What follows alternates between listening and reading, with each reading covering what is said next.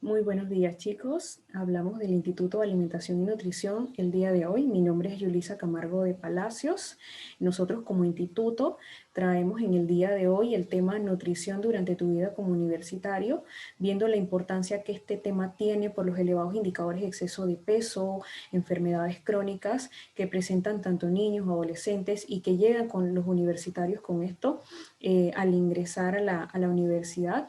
Entonces vemos que para nosotros es importante y se ha insertado el tema en las IBUs hace unos años atrás, en vista de esta situación y en vista de presentar también orientaciones generales al estudiante para que pueda manejarse, para que pueda manejar una alimentación saludable, pueda vincularla con sus horarios de estudio, ahora principalmente que es bajo el tema o la modalidad virtual, que sabemos, por ejemplo, que también demanda mucho tiempo. Y lo ideal aquí es que el estudiante pueda, si tiene algún exceso de peso, alguna enfermedad crónica o por ejemplo tiene un estado nutricional normal, pueda seguir alimentándose adecuadamente, ya sea controlar las patologías que tenga actualmente y pueda adaptarse y pueda superar con éxito la etapa universitaria para poder entonces cuando ya se gradúe salir a su vida profesional sin mayor tipo de problemáticas de salud, que sabemos por ejemplo que esto de mejora también al fin y al cabo la calidad de vida. En ese sentido, nosotros en el Instituto de Alimentación contamos con la Clínica de Atención Nutricional. En el contexto actual estamos atendiendo a través de citas online. Ustedes nos pueden escribir al correo ubyanud@gmail.com y pueden ver que para los estudiantes es uno de los servicios que se ofrece a costos módicos. Solamente son $5 la primera consulta y $2.50 las reconsultas. Así que, por ejemplo, si necesitamos orientación de cómo debe ser una alimentación sencilla, accesible económicamente, pueden escribirnos y nosotros les damos la atención y las orientaciones y las estrategias para lograrlo. Bien, entrando en tema, es importante saber qué son buenos hábitos de vida. Cuando nosotros hablamos de buenos hábitos de vida en nutrición y sobre todo en la etapa universitaria, hablamos de que debe haber un equilibrio entre la alimentación, debe haber un equilibrio entre el estudio, debe haber un equilibrio también entre la parte de la actividad física. Cuando todo esto se integra de forma equilibrada, de forma balanceada, podemos ver que la persona se desempeña de mejor manera y un mejor rendimiento académico y puede lograr entonces todas sus metas que tiene durante la carrera universitaria. De ahí entonces, cuando hablamos del tema de alimentación equilibrada, siempre nos gusta dar este panorama general que presenta el Ministerio de Salud a través de las 8 guías alimentarias para Panamá. Como ustedes pueden observar en la imagen, hablamos de 8 estrategias generales para poder ir mejorando la alimentación.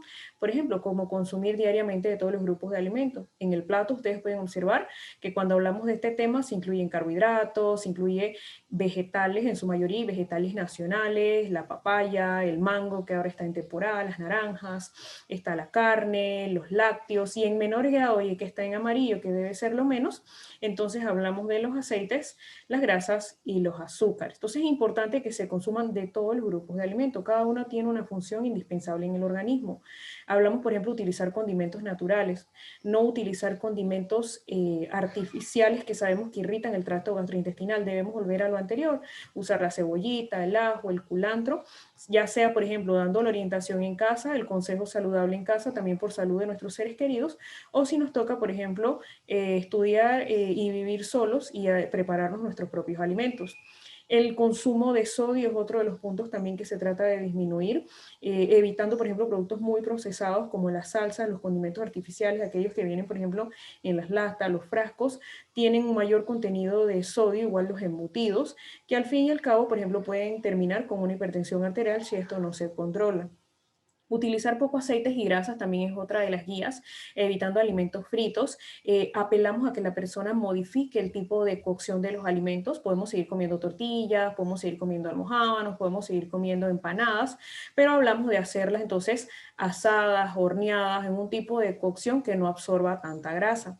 Evitar bebidas azucaradas como la soda, el té frío, por ejemplo las chichas, los tan, los refrescos. Hay que preferir, entonces, si se incluye de vez en cuando algo bebible, un jugo natural de frutas con una porción adecuada de frutas. Aumenta el consumo diario de frutas y vegetales frescos todos los días. Ustedes ven que forma parte importante del plato y allí, por ejemplo, apelamos a que incluyan de esas frutas que son más accesibles. En casa se nos pierde la guanábana, se nos pierde que si el guineíto, se nos pierden los mangos. Entonces, aprovechar esas frutas y podemos encontrar frutas igualmente accesibles en el mercado. No necesariamente tenemos que ir a un supermercado a consumir, por ejemplo, frutas importadas o igualmente con el tema de los vegetales. Comerlos en variedad, lechuga, tomate, pepino, cebolla. Vemos entonces que hay una amplia gama de vegetales que de acuerdo a su gusto puede incluir dentro del plato. Tomar agua durante todo el día y disfrutarla. Eso va muy relacionado también en el hecho de dejar el hábito de bebidas azucaradas, de sodas. Hay que consumir agua porque sabemos que la hidratación tiene un papel importante en el funcionamiento del organismo. Realizar actividad física es el hecho de que cuando yo me organizo, inicio la etapa universitaria, yo adecuo mi organización semanal a hacer 1, 2, 3 días a la semana para poder mantenerme activo y que eso me permita también desempeñarme académicamente mejor, porque muchas veces estamos somnolientos, perezosos, y la actividad física nos da ese clic, nos da ese aporte de energía para hacer todas nuestras tareas de manera efectiva. De allí vemos entonces algunos modelitos, quiero mostrar algunos modelitos de menú para cada tiempo de comida. Cabe aclarar que cuando nosotros estamos en consulta damos cantidades específicas para damas y damos cantidades específicas para varones. O sea, se estudia un poquito el tema de su contexto personal particular y estas son orientaciones bastante generales. Así que, por ejemplo, muchas veces cuando estábamos en presencialidad, los varones se nos asustaban un poquito con las cantidades, pero sí es importante aclarar que allí en consulta nosotros adecuamos específicamente para ellos también. Entonces vemos que yo en la mañana puedo incluir ya sea un emparedadito de pan integral, por ejemplo, puedo ponerle un quesito blanco, un quesito amarillo, me puedo tomar un vaso con leche y un guineo. Si ustedes pueden ver allí, se incluye siempre el tema de una fruta en cada uno de los ejemplos, porque la fruta es la que va a dar sensación de llenura. Por lo regular, en todos los tiempos de comida se tiende a incluir más carbohidratos para poder sentirse satisfechos. Entonces, es lo que produce exceso de grasa, es lo que está produciendo, por ejemplo, a largo plazo el desarrollo de una enfermedad crónica y se busca que la persona entonces equilibre el plato, incluya la fibra y se sienta más satisfecha con cantidades moderadas de carbohidratos. Otro ejemplo puede ser una avenita en hojuelas, puede ser un huevito hervido, que es por ejemplo como el gold standard de las proteínas en el desayuno, además del queso blanco, queso crema blanco. Puede ser por ejemplo una tortillita asada, un huevito revuelto con vegetales, que eso también aporta mucha más fibra al plato. Un yogur de frutas, que podemos tener un vaso con leche o un yogur, principalmente puede ser de frutas, con frutas o un yogur natural. Y vemos entonces que de vez en cuando apelamos a que la persona pueda hacerse un juguito natural de frutas con una porción de frutas, como vamos a ver más adelante. Entonces tenemos el ejemplo del desayuno. ¿Qué pasa para el almuerzo? Ustedes pueden ver que en el almuerzo no hablamos de eliminar el arroz totalmente, no hablamos de eliminar los carbohidratos, hablamos de un plato proporcionado. Sí hablamos, por ejemplo, acá de que la mitad o la mayoría de mi plato tiene que ser de ensaladita, vegetales, por ejemplo, lechuga, tomate, pepino, cebolla, zanahoria rallada, como yo desee el vegetal y los vegetales que más me gusten. Tenemos un cuarto del carbohidrato, que puede ser el tema del arroz, y un cuarto de la proteína. Siempre decía yo en la presencialidad de que no existe nada malo con el arroz, el porotito, una carne asada y la ensalada, que es lo que falta en el pregón popular del panameño.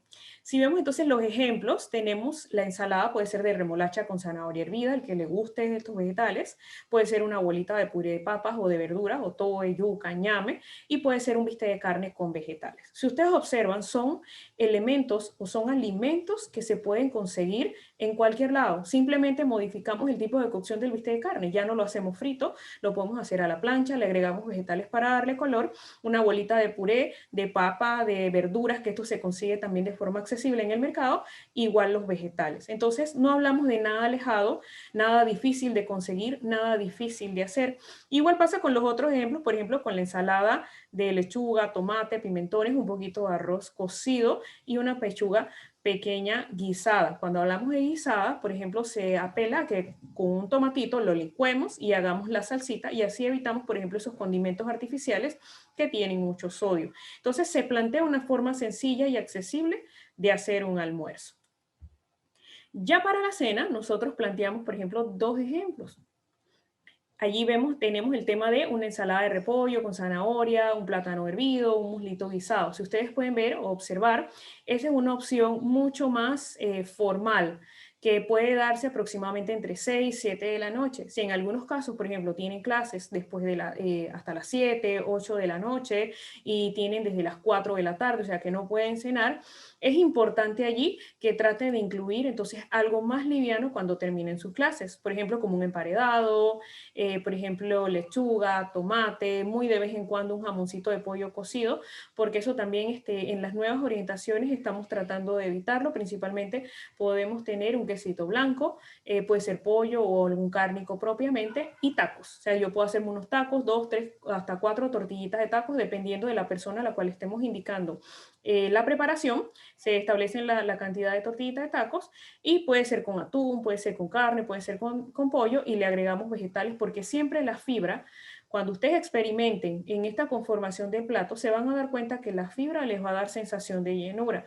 Y eso es lo que buscamos entonces a través de las orientaciones nutricionales, que la persona no consuma más carbohidratos o no esté picando durante el día elementos, por ejemplo, elevados en azúcares, en grasas saturadas, en mucho sodio, porque le hacen daño a la salud. Entonces,